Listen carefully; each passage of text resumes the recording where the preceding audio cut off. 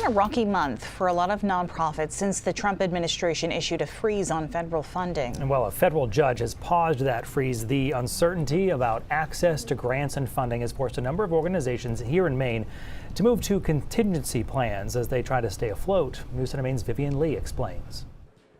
Katie Rutherford is the executive director of the Franny Peabody Center, which provides resources and assistance to HIV patients. She says around 1,800 people in Maine are living with the disease.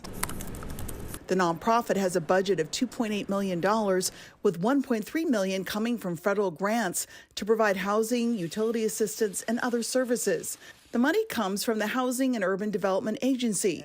Despite the funding freeze by the Trump administration, Rutherford was able to draw down HUD money to cover rent for 75 families. However, several weeks later, the HUD field office in Boston and other providers who help administer and support the center with HUD funding were fired by the Department of Government Efficiency, or DOGE. To be told that all of a sudden these resources and these contacts are being ripped away from us is frightening, and it gives us great concern as far as the future of the grants. Federal funding makes up half of the annual budget for Through These Doors, Cumberland County's Domestic Violence Resource Center, which serves about 3,000 people every year.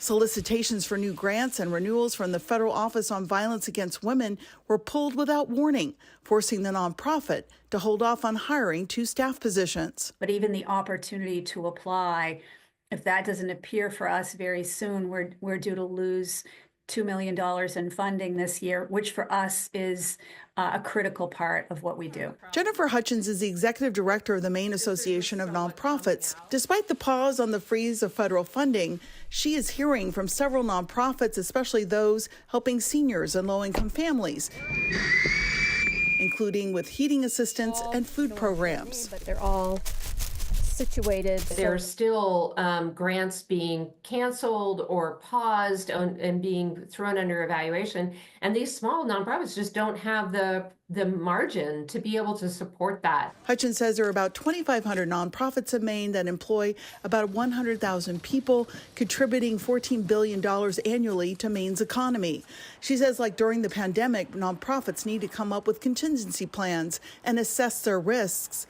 The Franny Peabody Center also administers the Ryan White HIV/AIDS Part B, a program which provides care and treatment to AIDS patients, and staff is preparing for cuts. So depending on what gets pulled, we have to decide where we may need to reallocate those resources. And in these uncertain times, those working to end domestic violence are also sending a message to survivors. We want them to know that we are here. Services to help them break the cycle are available. In Cape Elizabeth, Vivian Lee, News Center, Maine. The Maine Association of Nonprofits has more information about steps nonprofits can take to prepare backup plans. For more information, you can head over to our website or the News Center Maine app.